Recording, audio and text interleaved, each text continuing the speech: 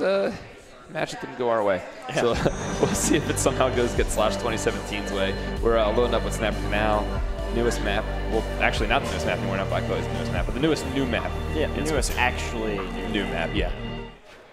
And I love abusing the nests on this map. Just like jumping back and forth, causing chaos. The double sloshing machine on the side. Someone wearing their Splatfest gear. That's probably a European Wii U. Or sorry, Switch, because there's European Splatfest going on right now. Leaf going to get taken out, actually. It's a 2v1 situation right now for Overdrive. Looks like they're going to take the tower, have this rain cloud ready. Yep, there goes the Inkstorm, and they're starting to move the tower forward. Oh man, that's a nice another 3 down. They got 2 on the left pushing them, but it's just a Sploosh alone against a pro. It doesn't have a whole lot of options. He's going to take his ground, though, not getting killed. Oh, and it gets pushed right there, gets pincer from both sides. AC going to get taken out, probably blaming his teammates, which he's blaming his other hand right now. And there goes the, no, not the potentially 2-hand controller Stingray. Man, this tower has just been steamrolling across. It's almost like these guys don't know how to play Splatoon. Yeah, it's almost like they've never played before. Oh, there we go. OV Leaf gets a nice clutch kill. He's got 2 right next to him on tower. Is he going to be able to clean them up? He's still alive on tower. There's 3 down. Just avoiding the slashes, playing ring around the newbie. That's almost a full wipe, because I'm pretty sure the splatter shot. That's pretty much guaranteed. And Splashdown seals it. It almost looks like they won. Yeah. Can you not tell who won? Yeah, they're looking, what the heck is going on over there? Wait, is there another match happening? It's like we're not celebrating, and they are. Did they lose? They beat their time that they wanted to remain alive by 1 second.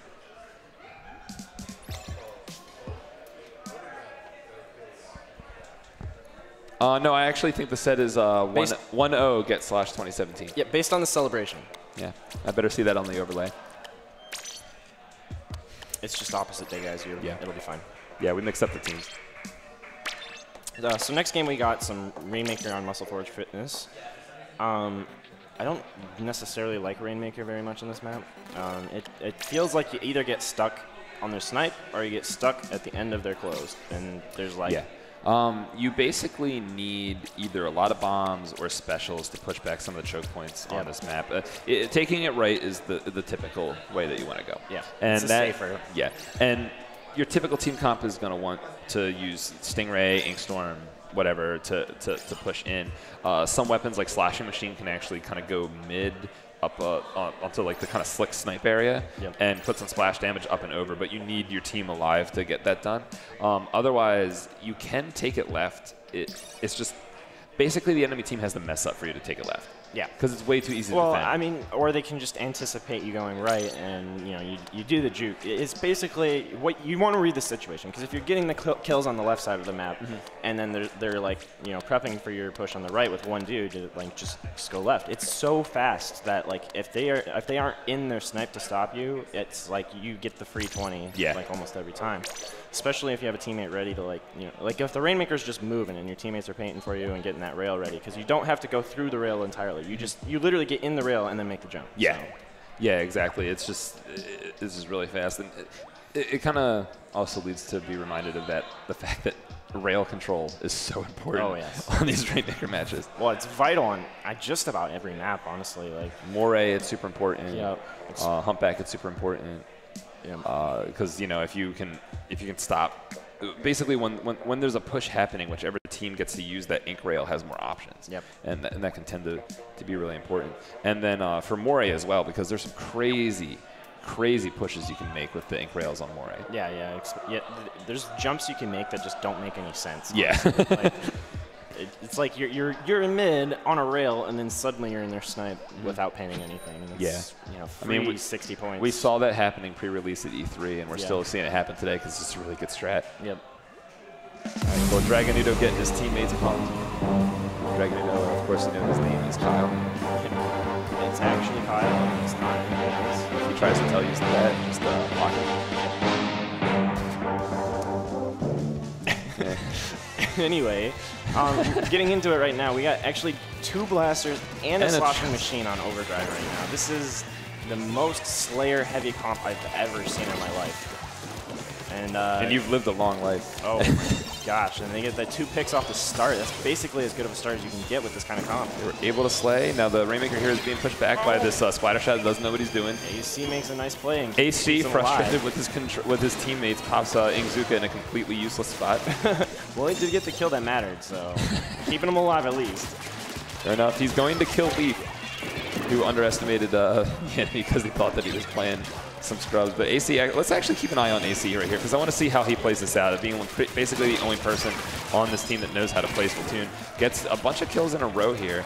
Getting some map control up top. An Ink Rush in the right position to get a lot of paint, but he is taken down by the Slash machine. Yeah, they were just too slow to get some map control there and just got surprised from the little bit that they had left. You know, they had an advantage for a second there and they just weren't quick enough on the draw. Nice kill by the Slashing Machine. Clearly was told that the Slashing Machine was good right before he started playing. I lost to it last game. That means it's good, right? Oh, he almost gets a nice kill with that Stingray there. Ooh, the splash damage. The auto bomb might get a kill there. He gets an assist, so that's really good. Nice. This is getting out everybody from... If they kill Axel here, this is actually the one of those left side pushes. Yeah, yep. Exactly. It's like almost ready to go, but they didn't have any supporter on the Rainmaker, and now it's just going to be Axel cleaning out. Yeah, very surprising that the team was unable to muster up some support for that Rainmaker push, but Overdrive is going to push over here to the right. AC going to be coming in, get taken out, gets a trade, but not the right trade per se, as the Rainmaker's still alive. Autobomb going off, Rainmaker gets a kill, Rainmaker pushing up. Go, go, go, go, and we get a knockout. There it is. It's 2 knockouts in a row. Can Overdrive make the 3rd?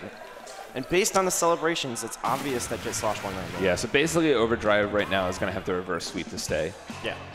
Stay in this set. Yeah. They are on their last legs. I really hope Bill Trin is not watching right now. Wait, can you tell that when Yoko slapped the table on the right, he changed the angle of the camera now? Because I'm pretty sure that those were symmetric when we started the day. Yeah, that's definitely a different angle now.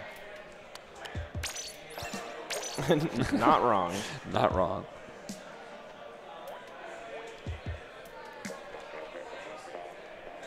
So Apple's got a mid-set tweet out the fact that he's up 2-0 against Overdrive, and yeah, definitely. This is kind of like when Team Paradise fought Memories. At the end of ESPL. Yep. That was destroyed him. Yeah, that was crazy. Well, I wasn't there. No one saw it coming. Yeah. Oh yeah, you weren't there. Yeah, trust me, we won. It's believable. Oh, Apple's seducing the camera. Apple's like, come play Melee after this. Pick Fox. Looks like we're getting into game 3. Splatzone's on Manta Maria. If any game Get Sloshed is able to take, this is the one. Yeah. Especially with the comp Overdrive's been going with. AC totally could carry a 1v4. Get him back into Got this. the roller too. Yep. Roller, that's actually really good on this map, the vanilla roller with all those curling bombs. He got the Ninja Squid and special charge, so it looks like he knows what he's doing. Yeah. AC, or actually, Kyle in there, probably coaching his team, letting them know. Just do what I say. Yeah, this is OP, do it. This is OP, just do it. Leaf going H3 right now. This could be his demise. A little weak about getting map control around them, and now they're getting surrounded. But they are able to get a 4v2 situation. They get control right now. This, oh, it's an L3, sorry, not an H3. The baller is ready. Leaf pushing up right now. Someone's screaming in the audience. Don't know why. Oh my gosh, that killed him. Kill. AC's got a special in zone. He's able to get paint on the zone. They got the neutralize, and they burn 2 specials on the other team. If AC can stay alive, oh, that dollar just checking its own. The grade above him kind of blocked him from being able to get away from that. Very unfortunate. The only person able to get kills gets taken out. So this is probably going to be a quick knockout for Overdrive. I'd like to see Get Sloshed get 1 point. That would be nice. I think they can do it, honestly. And oh my gosh, if that splash down would have been it. Oh, not quite there. If they can hold forward, they can still have a chance, but it's just, I don't think they can even get there in time now. Yeah, and that is going to be 3-0 for Get Sloshed 17. Overdrive's going to have to make a comeback, not lose any more matches in their pools to get back from this. Yeah, look at that celebration. It's just obvious who won that match.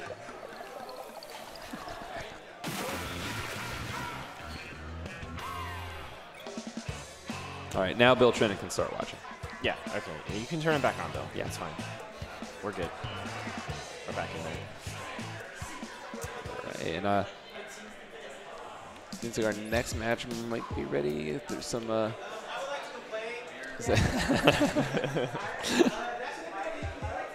These guys are good sports. Yeah. Looks like they're having fun. Yep, they're totally not trying to get the other team to be food right now. So just looking at the way the pools are playing out so far, I'm just pulling it up right now. It looks like Deep Blues and Legacy both 3-0'd their matches, which was to be expected. And then as well as we got, let's see, let's look like Blackberry Sorbet is 3-0'd, gets sloshed with the match before this. Very big surprise. I can't believe you guys 3-0'd that. That was beautiful. That was nuts. I've never seen pop-offs. 8 kills. That took 2 hands to make that symbol, AC. 8 kills. I knocked over Judge. AC's very proud of his You got 2 kills. Very, very proud of his performance. Yeah, they did a really good job. I think that they're probably actually going to be first out of their pool. Yep. The really horrible job on the tournament organizers to seed them bottom like that. Why play a tournament when you have a team like Get Sloshed 2017? It's really pointless. You know what I mean? Like, they didn't even play sloshers. They didn't even have to. They didn't need to. They didn't need to do it. They did not need to play their main weapons. They had a slosher machine, which we all know is actually a blaster. Yeah. It's not a slosher. Yeah, it doesn't count. Yeah, it doesn't count. Yep. That means they weren't challenged. If they were challenged, they'd have to pull out the sloshers. So something of note, actually, from the other group. Okay. Disbanding after Boston did drop a game to Octotech, which is the 5th seed out of the group. So they're looking a little vulnerable. So maybe Overdrive or Spicy Kraken Rolls, or is it Spicy Kraken? It's a second something team. Else. It's the second team for Spicy. Yeah, Kraken. SKR had they almost beat Deadbeat or STDX this morning. Yep. That's their second team, and you know what? So this in this group is the second team. Yeah. Well, the thing is, they split their team up into 2 teams, and they try to make it even. They didn't want to have one team. Yeah, they didn't stack all their guys on one team. So, on one hand, that means that they're one big powerhouse team. You know, they didn't take the match off at STDX. You know, they might not, blast through that hard. But on the other hand, it means that this lower seeded team has a better chance. Yeah, exactly. Of taking some people out. So, I did just update though, and they lost 3-0 to Overdrive. Oh, they did. Okay, so Overdrive actually took them out. So Overdrive actually looking a little better right now. If Overdrive is able to take something off of Disbanding or Blackberry Sorbet, then probably get out of groups actually. Yeah, Blackberry Sorbet just being Tomo. It's not a pickup; it's just straight up Tomo. I mean, I don't have like their precise starting roster, but I don't see them really losing a set in these pools. I'm sorry. They did drop a. Or wait, no, that was the other team that dropped a game. Yeah, but I don't see them losing a set. Honestly, I think. I would predict that they for sure get first seed out of this group, but I think second seed is totally up for grabs. Oh yeah, definitely. This is one of those pools where like there's a clear, first place, and then it's crazy after that. Now, are both the C pools going on right now, or does one finish and then the other one does? Because they happen at the same time, as far as I know. Gotcha. Because the other pool that's happening that has Deadbeat and Legacy, and I think Enad's team. Well, Crash something. Deep Blues, not Deadbeat. Yeah. I'm sorry. Yeah. Deep, had me confused for a second. I was like, wait a second. Deep Blues. That team doesn't exist. Deep Blues are really good. Yep. Legacy is actually really good. A lot of if you haven't been going to like a lot of these weekly tournaments and like seeing how they perform versus like at least American competition, they've been winning tournaments. They've been doing really good. Yeah, and they've been like going even with us or in scrims or just totally dominating us. It depends on the day. I feel like they're actually pretty inconsistent, but sometimes they've had a lot of growth lately. Yeah, they had a lot of growth lately because back in the day, like when we were on Strange Approach and Confident, like those guys were still playing and they weren't the same team that they are now. Yeah, now they're scary. Infinitely better. And Deep Blues. So one thing I've noticed about Deep Blues, so when a new game comes out, you have two. You kind of have 2 types of players. You have the types of players that learn it really fast. Yep. And then you have the players that learn it kind of slow, but get really strong in the long run, which is what Deep Blues was in Splat 1. Yep. Now, in Splat 2, they don't quite have the wind in their sails that they had in Splat 1, but that's okay because it's characteristic of them. Yep. So they're at a point right now where an up-and-coming team like Legacy and a good team that's still learning a new game. Like not quite as high as they were, and slowly climbing back up. Right. So And then I think it was like Crush Key or something like that. I think Crush Keys is in that group. Because they're good too. They have a couple good players. They have Danny. They have. I remember looking at it and being like, okay, this is good. That's the group with Ho-Oh and Canadian Grains. Oh, so they're in that. Yep. So, if Canadian Grains is able to beat Deep Blues, they could get out of groups here. Yeah. And Ho-Oh has a mountain to climb. I think they got to beat everybody else at this point to get out of basically. groups. Man, that group is crazy. Yeah. A lot of good players in that group. Like, the top 2 seeds are basically even, and there's definitely potential. And then the third and fourth seed are third and definitely fourth. even, but there's potential to upset the top seed. It's crazy. Yep.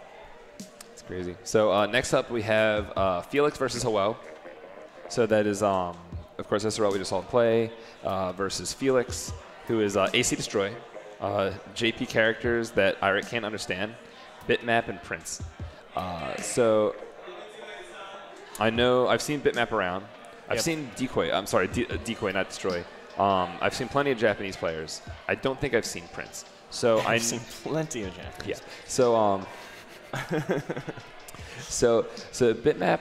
I don't remember what he plays. I've seen him around.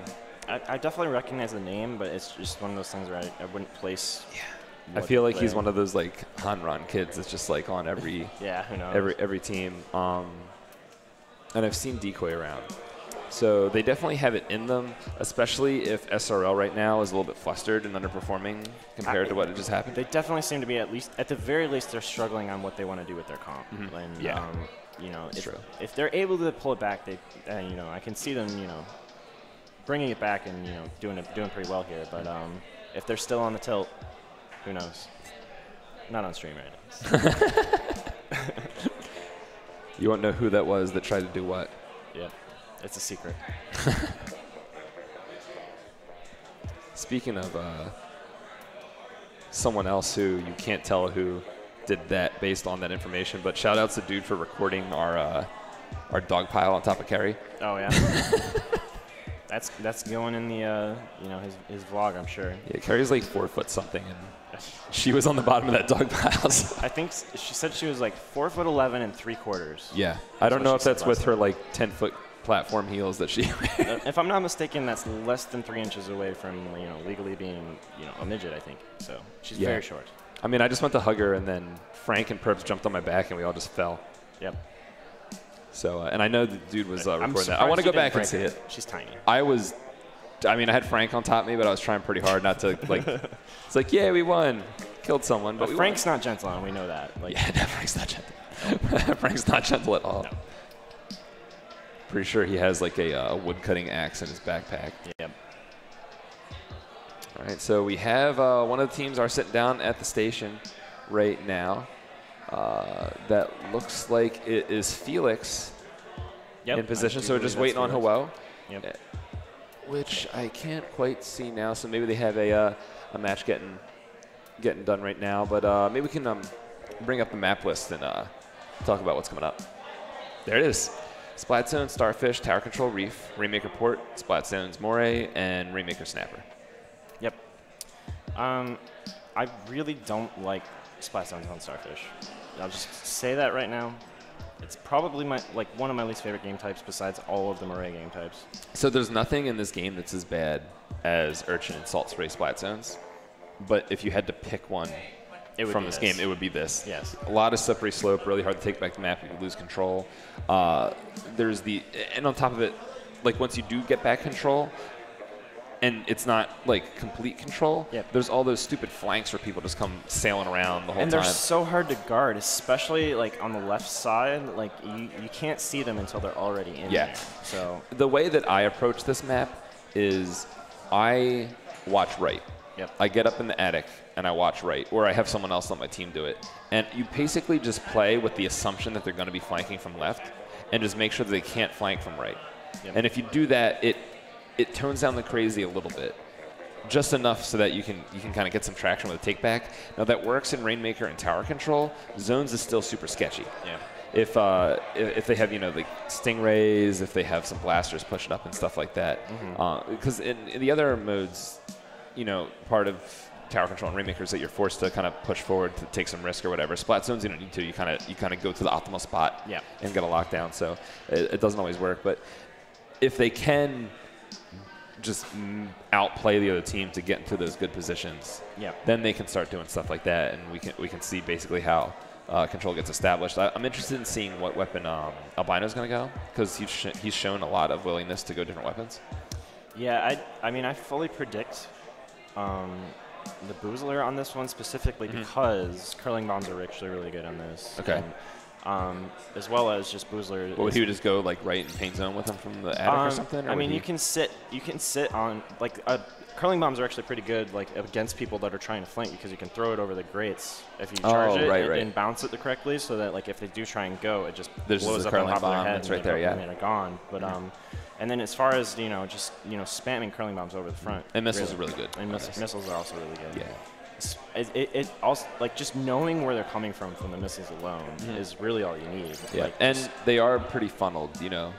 Basically no matter where you fire missiles, unless they're already in their pit, they're in a spot where the missiles are really going to give them a hard time doing what they want to do, and then you get the vision and etc. Yep, it's a big deal. So yeah, I definitely predict the Boozler here. If he doesn't go it, it's probably the Sloshed machine, is my guess. Cool. So it looks like we're actually going to take a 5-minute break, waiting for the other team to come in. Yep. So we'll go ahead and go that, and we will see you guys in 5 minutes. We'll be right back.